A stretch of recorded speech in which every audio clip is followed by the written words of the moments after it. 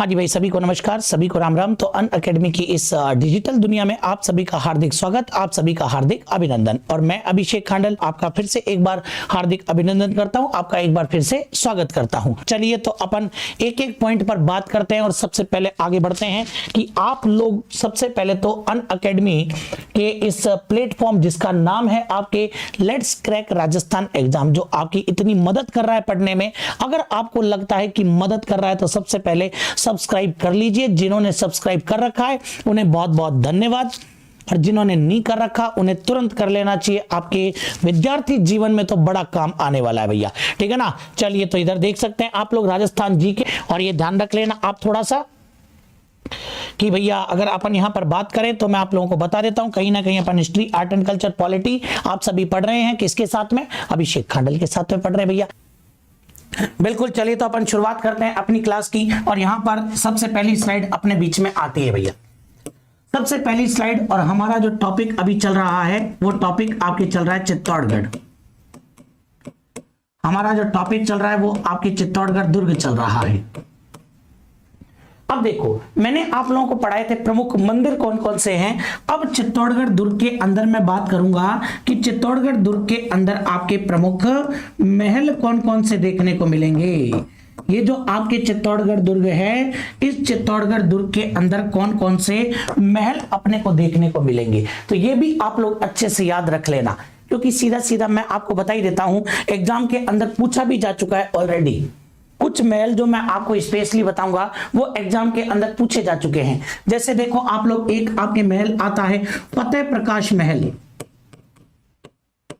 ध्यान रख लेना आप लोग, कौन सा महल आ जाएगा?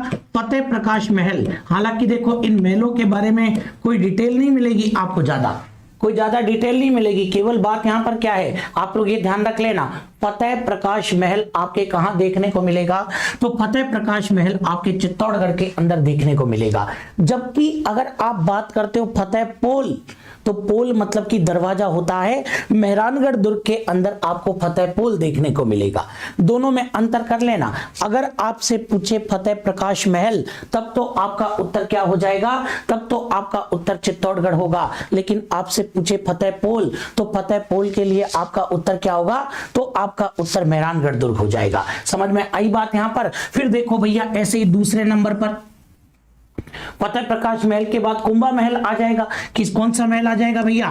कुंभा महल आएगा। ये भी ध्यान रख लेना, महाराणा कुंभा द्वारा निर्माण करवाया गया था इसका कुंभा महल, जिसके अंदर आपके महाराणा उदय सिंह का जन्म हुआ था, जिसके अंदर आपके महाराणा उदय सिंह का जन्म हुआ था। ये भी ध्यान रखना। फिर पद्मिनी कहां जाएंगी भैया? वो भी तो आपके यहीं पर, तो ये ध्यान रख लेना आप लोग, यहां पर आपको देखने को मिलेगा पद्मिनी महल। इसमें मैं इंपोर्टेंट भी लगा दूंगा आप लोगों के लिए कि ये तो आप 100% पढ़ करके जाना भैया, 100% पढ़ करके जाना जो मैं इंपोर्टेंट लगाऊं। और जब आपके पद्मिनी आ गई तो भैया रतन सिंह नहीं आएंगे क्या? तो उनका भी नाम लिखो आप यहां पर, रतन सिंह महल। कौन सा महल आ जाएगा आपके? तो रतन सिंह महल आपके यहां पर आ जाएगा। और जब रतन सिंह आ जाएंगे तो गोरा बादल महल भी आपके यहीं पर आएगा। तो ये तो अपन इतिहास के अंदर पढ़ते ही है ना भैया, ये तो अपन इतिहास के अंदर पढ़ते ही है भाई।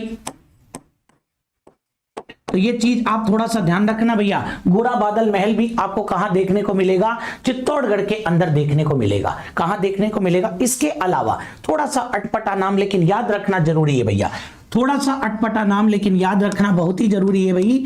हिंगलू आहाड़ा महल, भूल मत जाना भैया, क्योंकि अजीब सा नाम है, और अजीब सा नाम है तो पेपर के अंदर आ गया तो नंबर भी अजीब ही देके जाएगा। अगर समझ में आ गया तब तो कोई बात नहीं, नंबर नहीं तो नंबर अजीब ही मिलेंगे फिर, ये ध्यान रखना आप लोग। ये तो आपके महल देख लो आप। इसके अलावा दो हवेलियां भी मैं आपको बता देता हूं,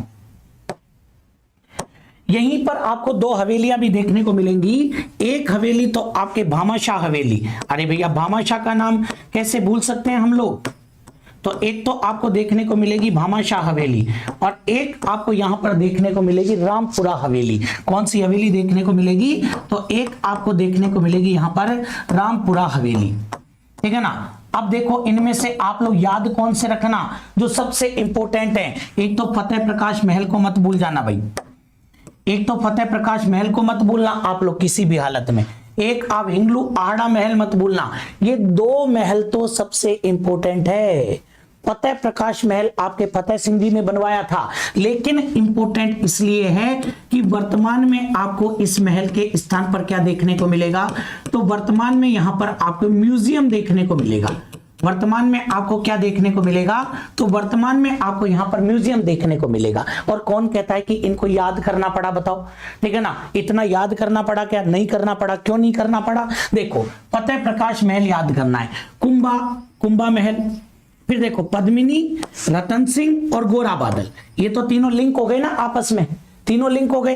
फिर इसके बाद में आपको क्या, दो हवेली, एक तो भामाशाह हवेली और एक रामपुरा हवेली, और दो तो मैंने आपको इंपॉर्टेंट बताई दिए, फतेह प्रकाश महल और हिंगलू आड़ा महल, ये आपको याद करने हैं और कुछ याद नहीं करना इनके अंदर। फटाफट से इनका स्क्रीनशॉट ले लीजिए भैया, वेरी गुड, बहुत बढ़िया, फटाफट से स्क्रीनशॉट ले लीजिए आप लोग। तो इसके बाद में अपन आगे बात करते हैं भाई। तो इसके बाद में नेक्स्ट स्लाइड पर अपन चले तो अपने पास में क्या निकल करके आता है वो आप लोग देखना भैया। स्लाइड नंबर 2, सीधे हम पहुंच चुके हैं कहां पर, स्लाइड नंबर 2 पर। चलिए साहब, तो ये अपनी स्लाइड नंबर 2, और स्लाइड नंबर 2 क्या कहती है, तो एक बार मैं स्लाइड नंबर 2 पर आप खुद ही समझ जाएंगे कि स्लाइड नंबर 2 पर हम लोग क्या लेने वाले हैं। चलिए तो हो जाइए आप लोग तैयार फटाफट से स्लाइड नंबर 2 के लिए।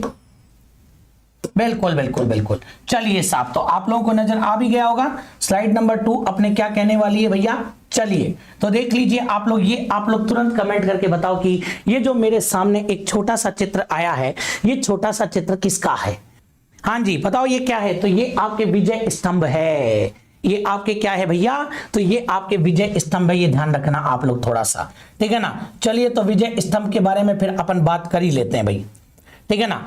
तो विजय स्तंभ के बारे में अपन बात कर ही लेते हैं।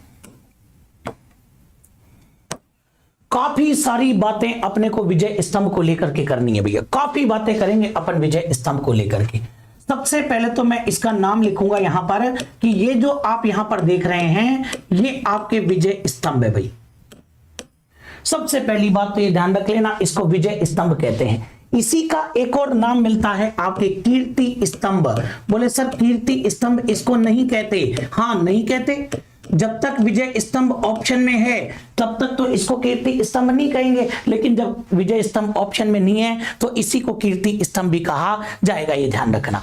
बोले सर फिर वो जो दूसरा है वो क्या है, अरे भैया जो दूसरा है ना वो आपके अच्छे से याद रख लेना, जैन कीर्ति स्तंभ है, वो अलग है और ये अलग है, तो ये आपके विजय स्तंभ हो जाएगा। इसी को अपन कीर्ति स्तंभ के नाम से भी जानेंगे, और इसी को अपन क्या कहेंगे भैया, विजय को क्या कहते हैं, विक्ट्री, ध्यान रख लेना विक्ट्री, और ध्यान रख लेना स्तंभ को क्या कहेंगे, टावर या पोल। तो देखो इसको अपन एक नाम और दे सकते हैं, इसी को हम लोग कहेंगे विक्ट्री, विक्ट्री पोल या टावर भी अपन इसको कह सकते हैं, ये ध्यान रख लेना आप लोग। इसी को हम विक्ट्री पोल या टावर भी कह सकते हैं, ये छोटी सी बात आपको यहां पर ध्यान रखनी है, ठीक है। इसके बाद में देखो आप लोग यहां पर क्या निकल करके आता है, इसके बाद में अगर मैं बात करूं तो इसको विष्णु ध्वज भी कहा जाता है। और विष्णु ध्वज क्यों कहा जाता है, अरे विष्णु ध्वज क्यों कहा जाता है इसको, क्योंकि इसको विष्णु ध्वज इसलिए कहा जाता है क्योंकि ये भगवान विष्णु को समर्पित है, ये भगवान विष्णु को समर्पित है। और ये ध्यान रखना आप लोग, इसको विष्णु ध्वज कहने वाला कौन, ये छोटी छोटी बातें आप लोग जरूर याद रखना, इसको विष्णु ध्वज कहने वाला है उपेंद्रनाथ, ठीक है ना। उपेंद्रनाथ द्वारा इसको क्या कहा गया, तो उपेंद्रनाथ के द्वारा इसको विष्णु ध्वज कहा गया। क्या कहा गया, विष्णु ध्वज। और भगवान विष्णु का वाहन क्या है भैया, भगवान विष्णु का वाहन है गरुड़, इसी कारण इसको एक नाम और दे सकते हो आप लोग, इसको गरुड़ ध्वज भी कह सकते हो। और इसके अंदर हिंदू देवी देवताओं की अपार मूर्तियां आपको मिलेंगी भैया, हिंदू देवी देवताओं की मूर्तियां इसके अंदर लगी हुई है। और हिंदू देवी देवताओं की मूर्तियों के लगे होने के कारण इसको क्या कहेंगे भैया, तो इसको कहेंगे हिंदू देवी देवताओं का अजायब घर, ठीक है ना। क्या कहेंगे इसको, हिंदू देवी देवताओं का अजायब घर। ये भी आप लोग थोड़ा सा ध्यान रखना कि इसको हिंदू देवी देवताओं का अजायब घर भी कहा जाता है, अजायब घर, ठीक है ना। तो ये भी आप लोग थोड़ा सा ध्यान रख लेना, अजायब घर होता है जहां ढेरों चीजें मिले, मतलब एक ही जैसी ढेरों चीजें हो, जैसे कि रणकपुर जाओ, रणकपुर पाली के अंदर, तो वहां पर मंदिर मिलेगा आपको चौमुखा मंदिर, जिसके अंदर 1444 खंबे हैं, जिसके अंदर आपको क्या मिलेंगे, 1444 खंबे मिलेंगे। और वो जो 1444 खंबे हैं ना, इसी कारण उस मंदिर को क्या कहते हैं, स्तंभों का अजायब घर कहते हैं। उस मंदिर को क्या कहते हैं, स्तंभों का अजायब घर कहते हैं। ये ध्यान रखना, आप लोग समझ गए बात को अच्छे से, तो ये चीज आप विशेषकर ध्यान रखना। इसी को कहा जाता है आपके भारतीय मूर्ति कला का विश्वकोश। क्या कहेंगे इसको, तो इसी को आपके कहा जाता है भारतीय मूर्ति कला का विश्वकोश। इसको भारतीय मूर्ति कला का विश्वकोश भी कहा जाएगा। परीक्षा के अंदर पूछे तो सही वो कौन सा प्रश्न पूछने वाला है, हम भी देख लेंगे भैया। और ये विश्वकोश कहने वाला कौन, तो ये विश्वकोश कहने वाला डॉक्टर गोएट्ज। कहने वाले कौन है, तो डॉक्टर गोएट्ज ने इसको और भारतीय मूर्ति कला का विश्वकोश कहा है। ठीक है ना। ऐसे ही देखो एक और बात बता देता हूं आपको, इसी को कहते हैं नवनिधियों का प्रतीक। क्या कहेंगे इसको, नवनिधियों का प्रतीक भी इसको कहा जाएगा भैया, नवनिधियों का प्रतीक भी इसको कहा जाएगा। तो भैया हे विजय स्तंभ, हे विजय स्तंभ, तू इतने नाम लेकर के बैठा है भाई, ठीक है ना। भगवान कृष्ण और तेरे में कोई कंपटीशन चल रहा था क्या, ठीक है ना, जो तू इतने सारे नाम लेकर के बैठा है भैया, ठीक है ना। वेरी गुड, बहुत बढ़िया, चलो भाई बहुत अच्छा, ठीक है ना। अब देखो इसके बाद में पहले तो यहां ध्यान देना, एक नाम तो क्या हो गया, विजय स्तंभ, दूसरा नाम क्या हो गया, कीर्ति स्तंभ, तीसरा नाम क्या हो गया, विक्ट्री पोल, चौथा नाम क्या हो जाएगा, विष्णु ध्वज, पांचवा नाम क्या हो जाएगा, गरुड़ ध्वज, क्योंकि विष्णु जी का वाहन ही गरुड़ है ना। फिर इसके बाद में हिंदू देवी देवताओं का अजायब घर, इसके बाद में भारतीय मूर्ति कला का विश्वकोश, और इसके बाद में नवनिधियों का प्रतीक। तो ये तो याद तो करना ही पड़ेगा ना, लेकिन अभी भी मामला रुका थोड़ी है भाई, अभी भी रुका नहीं है। तीन लोगों के नाम अभी भी आपके बीच में आने वाले हैं। एक तो सीमा राठौड़, ठीक है ना, एक तो सीमा राठौड़, कि सीमा राठौड़ ने इस दुर्ग को क्या कहा है, तो वो भी आप लोग थोड़ा सा ध्यान रखना। दूसरे नंबर पर ध्यान रखना फर्ग्यूसन, दूसरे नंबर पर याद रख लेना आप लोग फर्ग्यूसन, फर्ग्यूसन ने इस दुर्ग को क्या कहा है, ये भी अपने को याद होना चाहिए। और तीसरा ध्यान रखना आप लोग कर्नल जेम्स टॉड, ये तो हर जगह आने ही आने हैं, इतनी गजब की चीज हो और इनका कमेंट नहीं आए, इट कांट पॉसिबल। तो ये ध्यान रख लेना आप लोग, कर्नल जेम्स टॉड का नाम भी आएगा।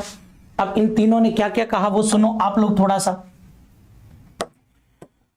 सीमा राठौड़ इसको कहती है कि संगीत की भव्य चित्रशाला, ये ध्यान रख लेना, क्योंकि महाराणा कुंभा ने ये बनवाया था, और महाराणा कुंभा खुद संगीत के अंदर नॉलेज रखते थे, क्योंकि महाराणा कुंभा कौन सा वाद्यंत्र बजाते थे, फटाफट से बताइए। देखें आप लोग, महाराणा कुंभा कौन सा वाद्यंत्र बजाते थे, फटाफट से बताइए आप लोग।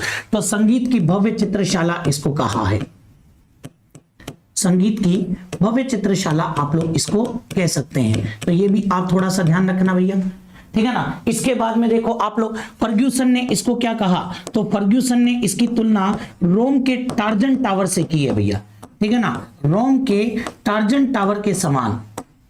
फर्ग्यूसन ने इसकी तुलना रोम के टार्जन टावर से की है और इसको रोम के टार्जन टावर के समान बताया है। वहीं पर कर्नल जेम्स टॉड ने इसको कुतुब मीनार से भी श्रेष्ठ बताया। दिल्ली के अंदर जो कुतुब मीनार है, उस कुतुब मीनार से भी क्या कहा कि ये तो कुतुब मीनार से भी श्रेष्ठ है भैया, कुतुब मीनार से भी श्रेष्ठ, ये अच्छे से याद रख लेना। तो क्या क्या नाम है, कौन इसके बारे में क्या क्या कह रहा है, ये सारी बात अपने को आनी चाहिए भैया। तो ये ध्यान रखना, महाराणा कुंभा वीणा बजाते थे, वीणा बजाते थे। महाराणा कुंभा का वाद्यंत्र क्या था, तो महाराणा कुंभा का वाद्यंत्र था आपके वीणा।